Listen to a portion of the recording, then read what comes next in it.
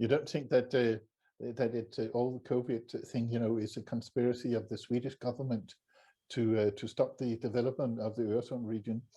Yeah, it must be. There's something they do in Stockholm, Yeah. they're they're envy of Copenhagen and Malmö. Sorry.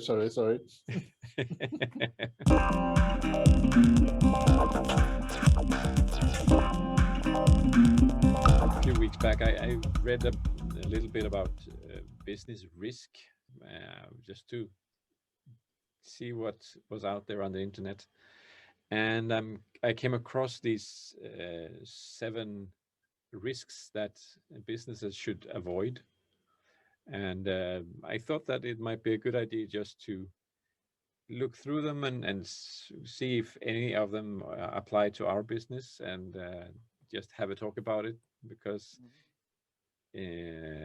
every business is different, and you look at these risks in different ways depending on what type of business you're running. So the first risk is market risk, uncertainty due to change in market prices. I'm not sure the market prices is the main focus. I would focus on when I hear the word market risk, but the market might change. There might be competitors. There might be other solutions out there that kind of solve the problem we are solving in a better, smarter, cheaper way. I don't know. Some 20 years ago, I was working as a middle management in a company selling various SMS-based solutions. It was like, for instance, financial information on SMSs and stuff like that. I remember being to a meeting with some guys from Reputational, I think, or Orange, and they were referring to a survey that young French people would rather give up smoking than give up sending SMSs. So there was a great business idea within this SMS thing here. Yeah. A lot of companies made services based on SMS and all the money that could be earned on the SMS. About a year later, the price of an SMS was 1/10. So there was a total disruption of all the business plans using SMSs. Yeah. At that time. But that's a risk, a market risk. The second one on the list here is credit risk, uncertainty due to a failure of an external entity to keep their promise.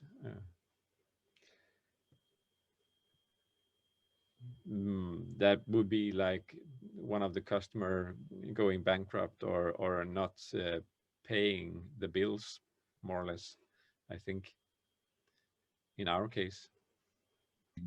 Yes, you have to trust the people you work with. That's obvious.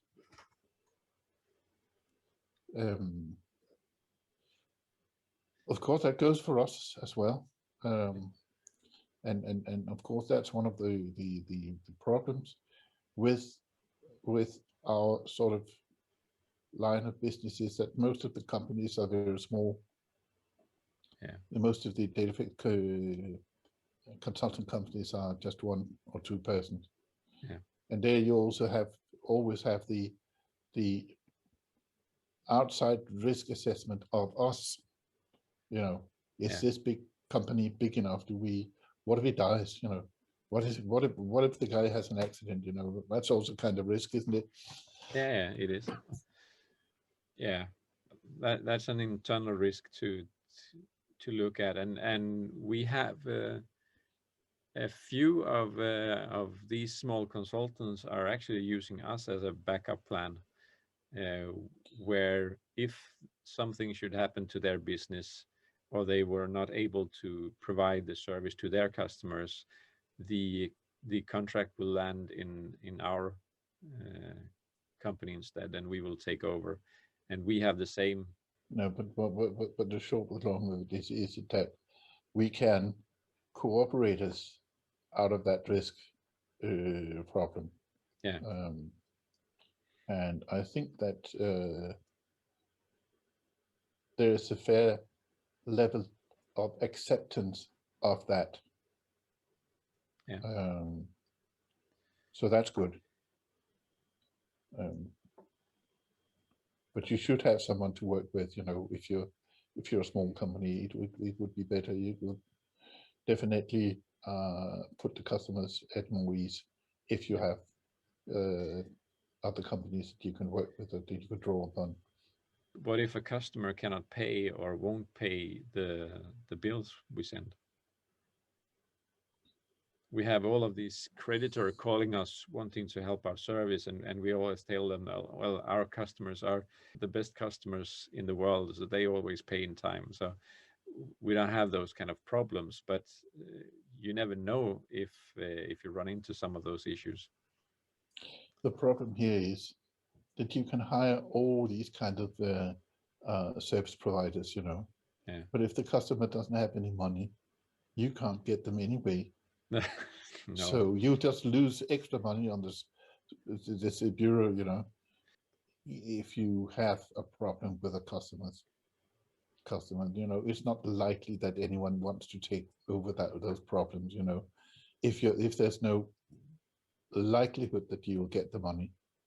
And the problem here is then, should you lend, so to speak, more money to that customer so as to help him so that he can pay you afterwards? It's a sort of a death spiral.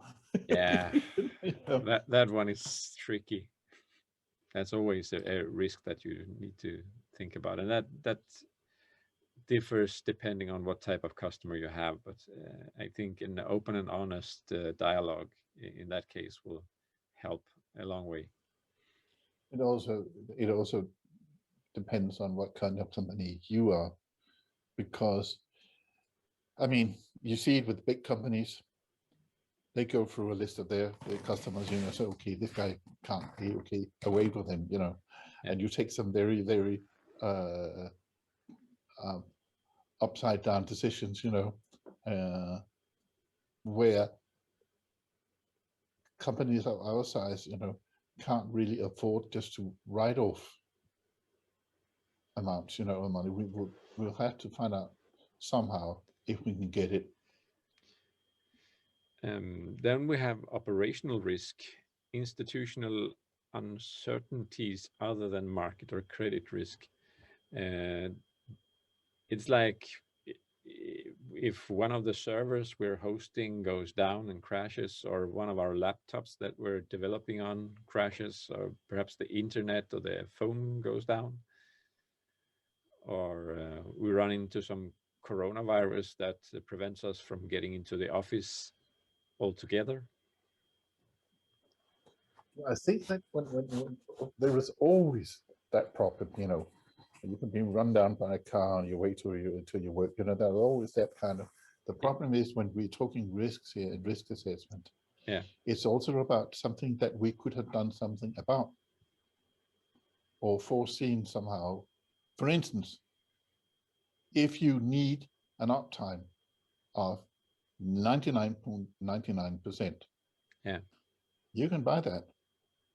yeah. It's just going to cost. It's the tip of a fighting airplane, Yeah, yeah, as we yeah. say. Yeah. It's going to cost you, so you have to measure your security, against what the cost of it is. But Yeah, you can always run into a hacker attack as well. We've seen that a couple of times. yes, but what I also think, seen from our point of view of risks here, is that you're working on a project, you made some agreements, and it's internet based, it's a modern touch application or something like that. Mm-hmm. And then you find out that there's no internet coverage in the area where they're going to use the application, and there should have been. Yeah. then what? And if you have promised the customer that your application will work everywhere, anywhere, and so on, and you suddenly come out and say, "Oh, we're sorry," but or like if you go out and say, "Internet connection isn't the internet connection. You should have said so." Whatever crap you're gonna fire off, you have a problem. Yeah. And that's sort of the operational risk that I fear the most, is that there are some hidden showstoppers in a project, something that you did not anticipate, and then Yeah, that suddenly, stops the single project. Yeah, that's right. also that's one of the reasons, as you know me, when we are working on projects, I always I tend to dive into the biggest problem first, just to get a proof of concept. Yeah, I want to see if we can do it, exactly. and not postpone that, to a later time.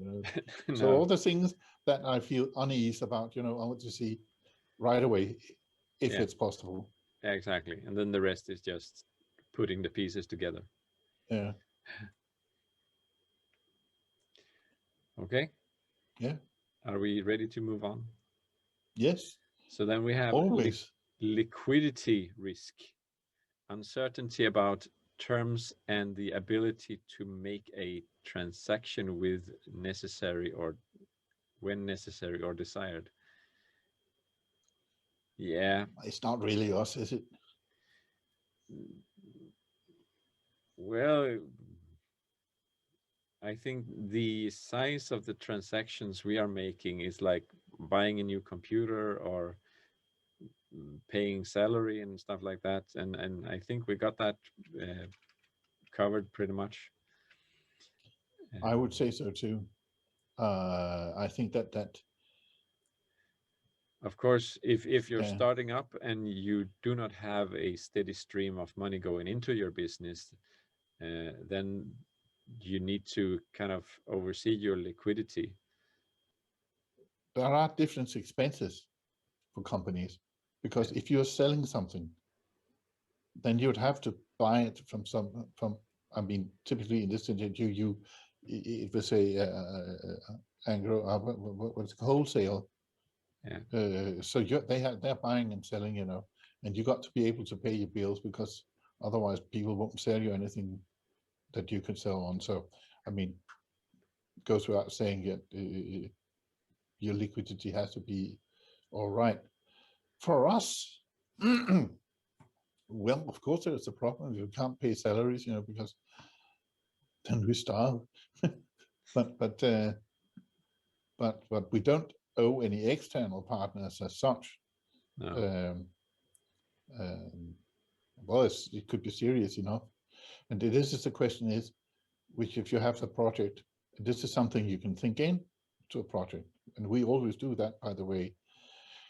Like in saying, if we're starting something up, the customer must pay up front, maybe 50% or something like that, yeah, instead of waiting until the project is finished, so that hmm, we get a sort of an even cash flow.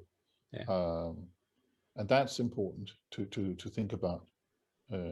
So not just to wait and send the bill when everything is finished, no, because you might be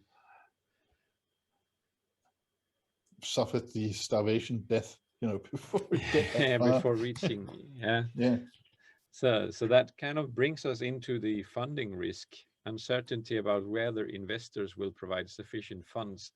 Now, you could look at customers as investors in our case, because they're investing in us to build a system for them.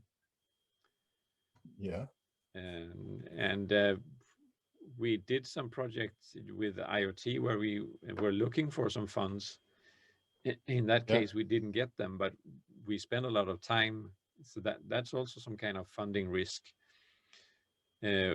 We spend a lot of time trying to do a proof of concept for a product, and then we asked investors if they wanted to invest in it. So we took a risk doing that, that actually failed in that case. But we learned a lot. So Yeah. Failure makes you more wise, but very rarely more rich. yes, but otherwise we're not dealing with the funding so much. No, we're not. No, so that's not a big risk for us. No, no. So reputational risk, and you hear about these companies that say something inappropriate, and then it's all over social media that they did that, and they lose 50% of their customers due to something they said. We are in some sense putting our reputation on the line by doing these videos and exposing ourselves, but at the Oh, same yes. time at the same time it's a way to build trust and get to know your customers and your partners better. So The question here. Oh, oh, this is dangerous. um, but it will come to our business as well, and at some point we'll have to relate to the concept of woke software development. Oh, I'm dreading it. okay, how Oh, I'm so? dreading it. Yeah. If you were given the order of making some advanced missile guiding systems for North Korea, would you do that? There's a lot of money in it for you. I Would would not. you participate in delivering or developing software that you know somehow would be counterproductive in when we talk about, for instance, climate change problematics and things like that?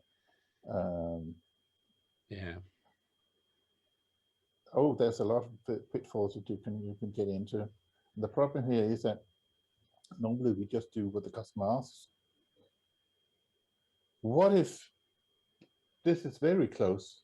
What if the software that you're developing eventually will mean that some people will lose their jobs? Yeah, that is an issue. That And happens all the time now. yeah, uh, and the question is, are we relieving them of their job, or are we relieving them of tedious tasks that so they can spend their time doing more productive things, Creative things. creative things? Yeah, exactly. In the And long again, run, yeah, you might not need all employees, but in the short run, uh, you will still need everybody on deck. yes, but the point is relating to the subject here, to the risk subject here, is that when, for instance, you talk about machine learning, there's a lot of positive hype about machine learning right now, Yeah. but that might just turn into a lot of negative hype Yeah. about machine learning. Let's, for instance, I could mention the Tesla car Yeah. that is supposed to be able to drive without a driver. Yeah. But we've had some nasty accidents with Teslas driving into or involved in accidents because there wasn't actually someone driving it.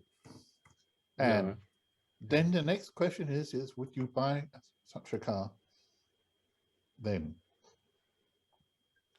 Now, it doesn't seem to have influenced the popularity, but it might have had. Yeah. Yeah. Yeah. And reputational risk could also be that you write some code that have, for some reason, some bugs in it, or there's some flaw in the calculation that creates really big issues for a customer. Um, that could also create some bad reputation. Yeah. So you got to do the best you can, you know. Yeah. Yeah, exactly.